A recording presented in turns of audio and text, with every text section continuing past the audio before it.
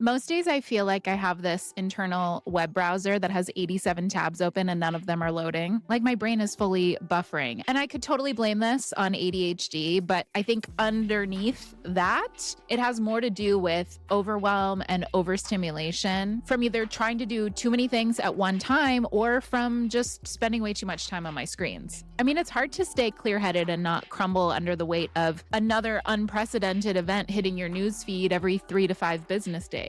And we all know that our bodies were not built to handle this level of input and stress and capitalism, really. And yet here we are trying to find a way to keep our heads up and fight for a better world. I mean, at least I am. I don't know about you. So today I wanted to share some of the weird shit that I do to stay regulated. I've got 17 things. As I was putting this together, this list just kept growing because I have so many little things that I do every single day to keep myself feeling grounded and calm. And when I get thrown off, these are also the things that I come back to get myself back to center, because this process of creating a better life for myself is always just about coming back to my center point, my sense of stability within myself. And by the way, none of these are going to be telling you to meditate or do yoga. So here's 17 weird things that I do to stay regulated. The first one is yelling and screaming. And while these are in no particular order, I do think that vocal release is like the holy grail of nervous system regulation. I could go on a whole tangent, which I'm going to hold myself back from for the sake of this video, about how the modern world wants to keep us small and compliant, and how this is choking up our sense of self, our ability to communicate clearly,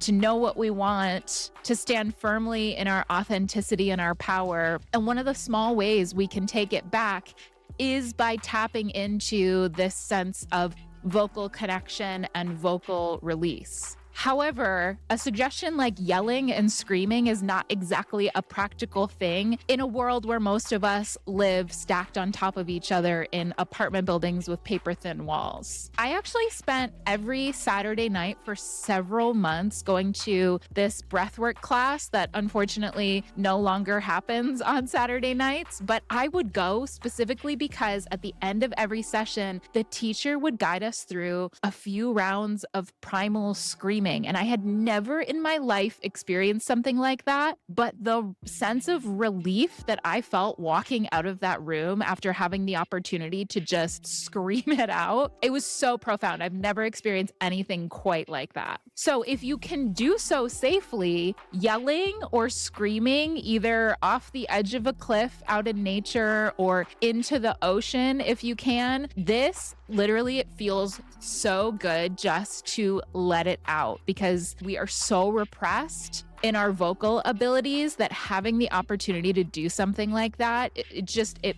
feels so amazing to let it out. Now, if you can't do so safely, and I would say that's probably the majority of us are not going to have access to be able to just go yell or scream when we feel wound up or overwhelmed or overstimulated, there's a few other ways that you can use this same yelling, screaming idea that are maybe a little bit more socially acceptable. So the first one is pillow screams. Don't overcomplicate this. Literally grab your nearest pillow and just cram your face into it and let her rip. Another option is something I call a silent shower scream. Next time you're in the shower, you basically make the motion of screaming, but nothing vocally really comes out. It's more like a kind of a thing. It feels so stupid to do that in front of a camera, but I'm telling you, if you do this alone in the shower, it feels really great. And then the last one is that if you have a car, screaming while you're alone in your car is very effective. Anybody who's ever had a shitty job, when you're driving away from work, just let her rip. It feels so amazing to scream alone in your car. Next up on the list is humming. So a long, low hum, I'm going to demonstrate it for you in a second. A long, low hum that kind of tickles your lips and you can feel it in your chest cavity. It's like the chef's kiss. It feels like you're dislodging some kind of tension or anxiety that lives in your upper body. It's definitely going to feel weird at first. I mean, I told you all of these things are going to be weird. It's going to feel weird at first, But one thing I like to do is if I'm out taking a walk by myself and there's nobody really around, I'll do it like that. Or if I'm alone in my apartment, sometimes I'll do it. It kind of goes like this. Like you just take a nice deep inhale and you just I know, it's weird. I told you these things were going to be weird. All right, on to the next one. Jumping and shaking it out. You've probably heard of this one. If you've ever seen somebody jumping on like those little tiny trampolines, this is exactly what they're doing. Dissociation and survival mode energetically like disconnect us from our physical bodies. And when you're overstimulated or you're inundated with bad news, it can feel like, for me anyway, it feels like I fully like vacate the premises of my body. Like I'm here, but I'm not here. And so jumping or like shaking it out, like just like shimmying your little body around, as something about it just kind of brings you back to center. It brings you back into your physical body. Sometimes I'll even just stand at my desk if I've been hyper focused for too long and I need to get back into my body. Just like standing at my desk, jumping up and down a few times will really help. If you do have one of those little tiny trampolines, don't let it just sit in the corner and collect dust. If you can, have it easily accessible, have it sitting out or put it outside if you have yard access or on your balcony or anywhere where it can actually be sitting out so that you can just hop on it and jump up and down for a little bit. It's pretty amazing. You know how when you're watching Planet Earth, sometimes they show gazelles that are getting hunted by lions and they're like nearly escaping becoming dinner? If you watch those animals after they experience something intense like that, they'll like shake it out. Same thing with your dog. Like if your dog is losing it over a stranger or the mailman, after they calm down, watch them. They will do like a full body shake and you actually are no different. In Emily and Amelia Nagoski's book, Burnout, which is a fantastic book, by the way, they talk about this shaking response as being something that helps you, what they call complete the stress cycle. So when you experience that moment of cortisol increase, that stress increase, shaking it out will help to actually release that and help you move forward and complete the stress cycle. The next one I want to suggest is standing barefoot in the grass.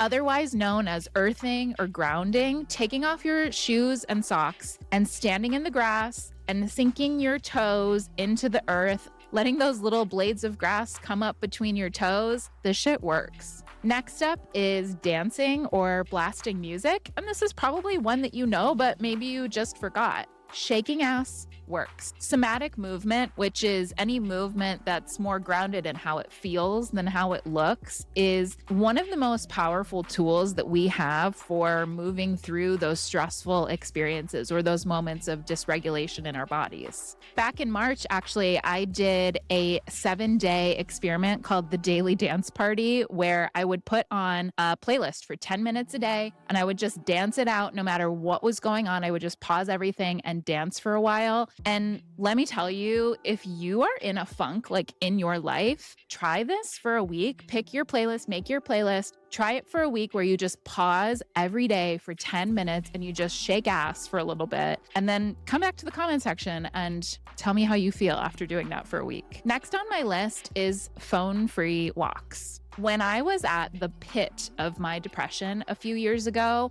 I gave myself the goal to go stand outside once a day. I put the bar so low that I could trip over it. My only goal was just to get out of the house and go stand outside and get some fresh air every day. Eventually, that turned into me taking a walk around the block, which turned into me taking walks in my neighborhood, which eventually led to me realizing that it was really good for me to go out for like an hour at a time, still taking my phone with me, but leaving my headphones at home and just being fully present in my neighborhood with nature, just being available for whatever is happening in the real world. It is so enormously regulating to me that I do this every single day. I go out for a phone-free walk now. I genuinely think this is one of the most slept on practices to help you feel more connected to yourself, to actually help you meet your neighbors in your neighborhood. And community is a huge thing that I actually did not put on this list, but getting more plugged into community is incredibly regulating for your experience of life in general. But if you go out for a headphone-free walk. You will probably get to meet all the little dogs in the neighborhood, get to meet some neighbors, potentially even make some friends. I don't know, there's just something about it that really is expansive in a world where so many people are so closed off and isolated, even when we're all out in public. So I swear by headphone-free walks. If you hang out around here at all, you will hear me recommend this practice all the time because it has so profoundly impacted the way I experience life. Next on my list is something called tech rest. So in general, spending less time on your phone will regulate your nervous system. It will help you to feel more grounded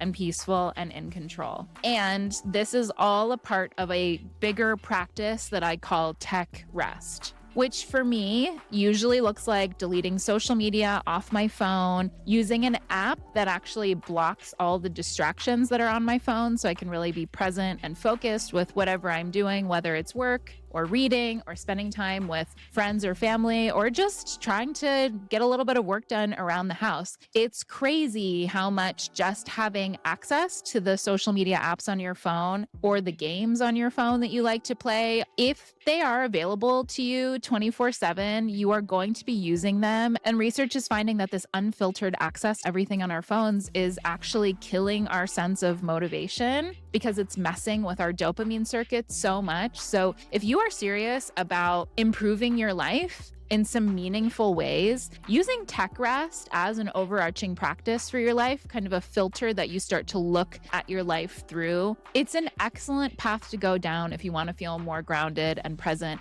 and in control of how much you're using your technology. Next is something I call sit and stare time, which I actually landed on this when I was in a season of not wanting to do a formal sitting meditation. I do this most mornings now. I wake up and then I go make my coffee and then I come right in here and I sit on my couch and I just hang out in here while my phone is fully in another room. It's not even within arm's reach of me. And I think that this is really key for something like sit and stare time, is that if there is a physical barrier, like I have to get off the couch and go get my phone, I'm probably not going to do it at least for like 10 or 15 minutes. And that's really all that's needed. So if I'm sitting in here, I might be staring at the wall or staring out the window or just staring into space. I don't know. And it's a thing that you'll see a lot of old people do, and they definitely are onto something. When I was a little girl, I remember seeing my dad do this. I would come downstairs in the morning and he would be sitting with his Bible open in his lap and just like staring off into space. And I thought he was so weird for that. But to be honest, he's totally onto something with it because I now do it almost every morning as well. And it's the most peaceful time of day. And it really helps to ground me and connect me and prepare me for whatever the day has lying ahead of me. The next practice is something that's great for a day that goes completely sideways or your energy is fully tanked and you're exhausted. I usually find myself gravitating toward this at the end of a stressful day. So it's something called legs up the wall, where you find an uncluttered space in your home and you lay down with your back on the floor and you scoot your butt up to where the floor and the wall meet. And then you lift your legs up the wall and you just rest them there, legs up the wall. And you'll start to feel the blood draining from your legs and closer toward your hips. And for those of you who are paying attention, as the blood drains toward your hips, that's where your root chakra is. And according to the Indian chakra system, the root chakra is your seat of belonging and trust and connection to the physical world. So like we were talking about earlier with dissociation kind of taking us out of our bodies, a practice like legs up the wall can fully bring us back into our bodies and help us feel grounded back into physical reality. On top of that, the root chakra is associated with grounding and security and stability. So anything that helps you kind of ground into that. It's also another reason why sitting on the floor can feel so good. Anything that helps you get grounded back into your physical body is going to be a powerful practice for when you're feeling overwhelmed and overstimulated. My next suggestion is low light showers or baths, even if you have a bathtub. To me, luxury is a low light shower or bath in the middle of the day if I can. Never use the big light. I'm going to repeat that. don't use the big light. Having a small lamp in your bathroom or using the natural light that might come through a window is going to be infinitely more regulating to your body than that big light, that white light, the fluorescent light. No, no, no, no, no. We need to put a stop to that. I think it's bad for our bodies. Low stimulation is key. It's like the whole point of this practice.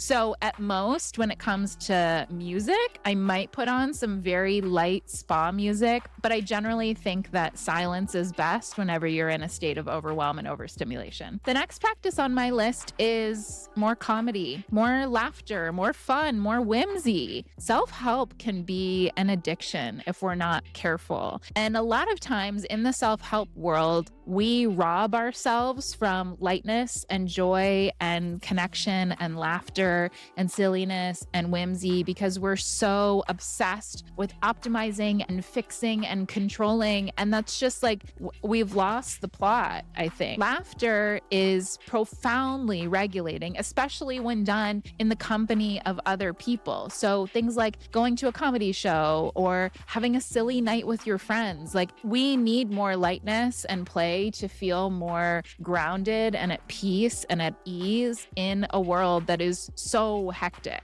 Life can get really heavy. It's no surprise to me that the heavier the world feels, the more overwhelmed and overstimulated I feel, the more I just want to be a silly goose and make people laugh and have a good time. The next suggestion on my list is to hold more animals if you can. If you have a dog, if you have a cat, and they will let you hold them, go do it. Do it when you're stressed. Do it when you're anxious. If you have neighbors that have an animal that they would let you spend time with, ask if you can take it on a walk. Like, truly, I think animals can be so regulating for us, especially because animals are the best example of presence, right? They're not living in the future or the past. They're like fully here, especially if they let you hold their little faces and look into their little eyes and scratch their little ears.